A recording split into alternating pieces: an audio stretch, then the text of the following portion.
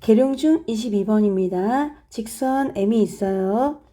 이 직선 M은 식이 이렇게 정해져 있어요. Y는 마이너스 2x 더하기 20인 거죠. Y는 마이너스 2x 플러스 20이다. 좀 고마운 생각이 드네요. 알려줬기 때문에. 그럼 절편을 구할 수 있거든요. Y 절편은 20이고요. X 절편은 Y가 0일 때 X 값이기 때문에 Y가 0일 때의 X값을 구하면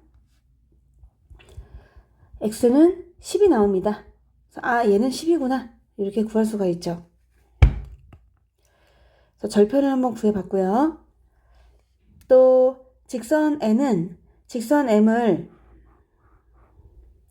Y축 방향으로 마이너스 8만큼 이동했거든. 그러니까 8칸을 내리란 얘기잖아. 그러면 이 20을 8칸을 내리니까 8칸을 내리라고 했어요. 그러니까 12가 되는 거지. 아, 그러면 이 점의 좌표는 12구나. 이렇게 될 수가 있어요. 왜? 8만큼 내려왔잖아. 마이너스 8만큼 평이동했으니까. 그러면 그때 이 x절편도 구할 수가 있거든요. 기울기가 얘도 마이너스 2겠죠? 기울기가 얼마? 똑같으니까 평행하니까 아까 기울기가 마이너스 2였어. 그럼 얘도 기울기가 마이너스 2가 돼야 돼요. 기울기 마이너스 2니까 식을 세우는데 y는 마이너스 2x 하고 y 절편이 10이거든? 그러니까 플러스 12라고 세울 수가 있죠. 그때 x절편 구하세요. 그러면 y에다가 0 넣어서 구하면 되는 거잖아. y가 0일 때 x값이니까 2x는 10이다. 그래서 x는 6이 나온다는 걸 알 수 있습니다. 그래서 이렇게 알아냈거든. 근데 우리 직선 L이 쫙 지나가면서 이 사각형 넓이, 색칠한 부분 넓이를 이등분한다는 거예요. 그럼 사각형 넓이를 먼저 구해봐야 되지 않겠어요? 그러면 이 사각형 넓이는 얼마입니까? 라고 하면은 커다란 삼각형에서 작은 삼각형을 빼면 돼요. 커다란 삼각형 한번 대충 그려볼게요. 커다란 삼각형이 있었고 그 안에 조그마한 삼각형이 있잖아. 그 두 개를 빼시면은 저 색칠한 부분 넓이가 나오거든. 절편이 아니까 구할 수 있는 거지. 20이었고 10이었어. 그럼 넓이는 100이란 말이야. 10이고 6이에요. 넓이는 36이 되는 거지. 두 개를 뺐더니 64가 나옵니다. 아, 여기 주황색 넓이, 색칠한 부분 넓이가 얼마라고요? 64예요. 이게 64다. 근데 L이 그 넓이를 이등분한다는 것은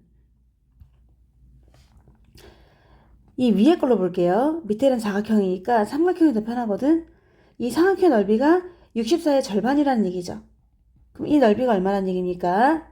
이 넓이는 이거의 절반. 전체 64의 절반이 돼야 되지. 32가 된다는 걸 알 수 있습니다.